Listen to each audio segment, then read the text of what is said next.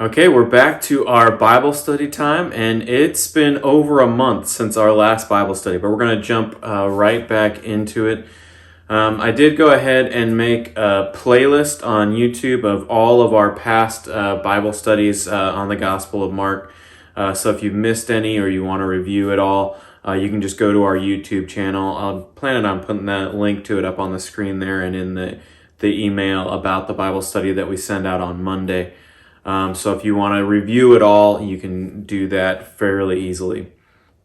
But our last Bible study had the transfiguration up on the mountaintop, and now it's literally all downhill from there as they have to come down the mountain, but it's also they are heading to Jerusalem. And so we're in Mark chapter 9, and we're going to go through in the Bible study 9 to 29. So chapter 9, verse 9 to 29. And then that other chunk, we'll pick it up in the sermon. But that transfiguration note that they were up on the mountaintop is an important note to remember. As on that mountaintop, we hear about God the Father shouting from the clouds about God the Son. And then in today's reading, we have a truly child kind of moment.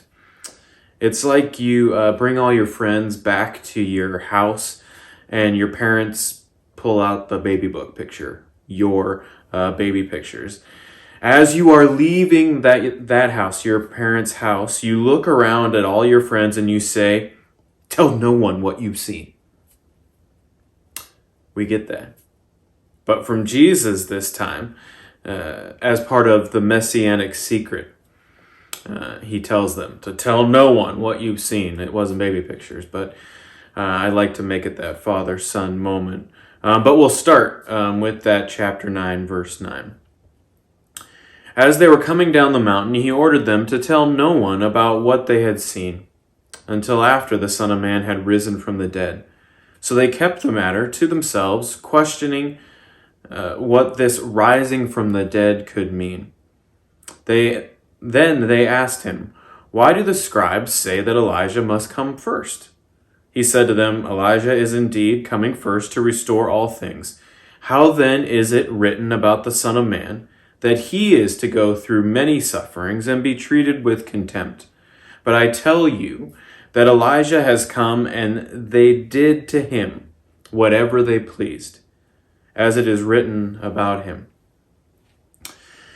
Although I'd love this section to be a charming human father-son moment, the reality of this statement finally comes with an addition that helps to explain why Jesus so often calls his disciples to silence.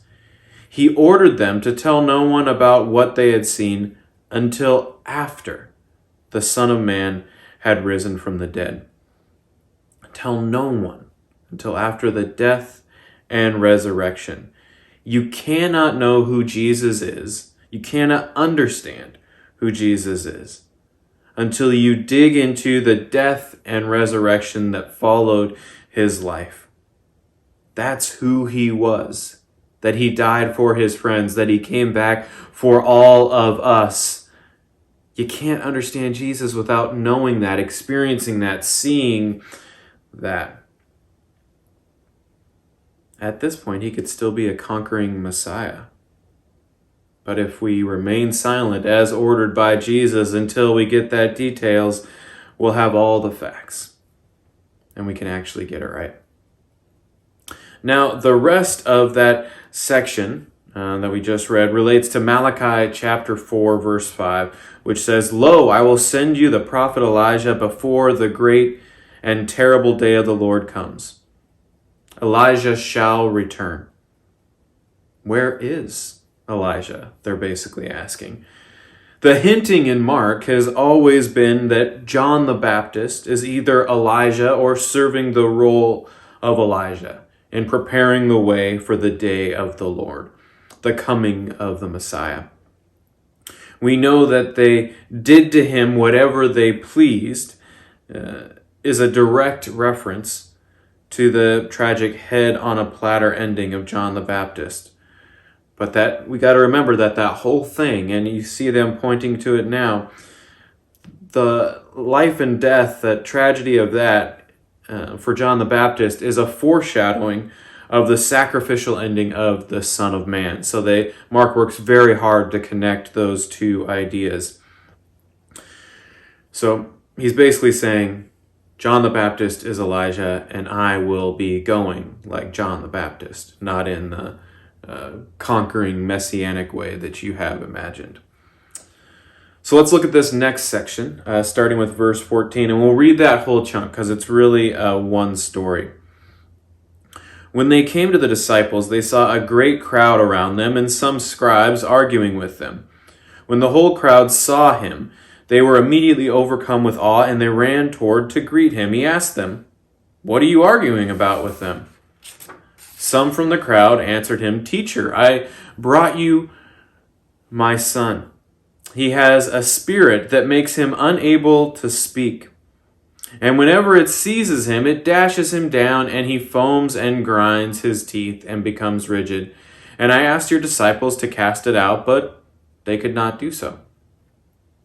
Jesus answered them, "You faithless generation, how long must I be among you?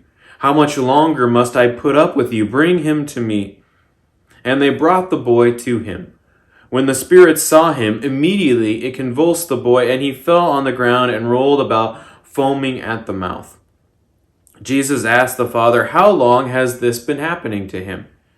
And he said, "From childhood, and has often cast him into the fire and into the water to destroy him. But if you are able to do anything, have pity on us and help us." Jesus said to him, "If you are able, all things can be done for those who believe."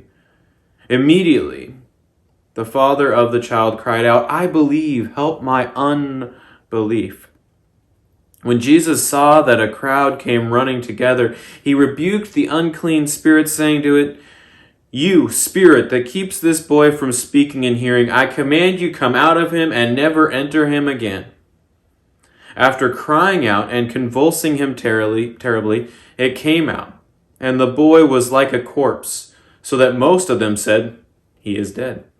But Jesus took him by the hand and lifted him up, and he was able to stand. When he had entered the house, his disciples asked him privately, "Why could we not cast it out?" Jesus said to them, "This kind can come out only through prayer."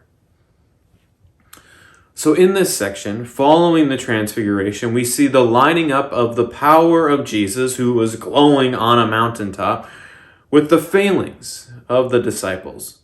Probably no small note to answer the question of why some of the later Christians are not able to do the same deeds of power that Jesus was able to do. The Gospel of Mark has the only version of this boy healing story that begins with an argument between most likely the scribes and the disciples. You can almost imagine this story being a terrific comfort to those followers of Jesus who later had arguments with the scribes. Jesus has the answers that they need. They might not be good answers, they might not be answers that they like, but they definitely have an answer. Some have tried to explain the odd shift in the middle of this story where Jesus comes down, addresses his disciples, and then it shifts to this father in verse 17. Some have tried to explain that shift as being an example of drawing two stories together, melding them, and it'd make a whole lot of sense to bring together these two stories, if that is the case, as the disciples, their problem seems to be a lack of faith, as Jesus calls them a faithless generation. And then we hear the Father scream out to Jesus, "I believe, help my unbelief." And the true problem for the disciples and this Father seems to be one and the same. It's not that they don't believe Jesus has power. It's a questioning of how much power Jesus actually has. The Father says, "If you are able to do anything, have pity on us and help us." And you can hear Jesus almost shout back, if you are able, all things can be done for the one who believes.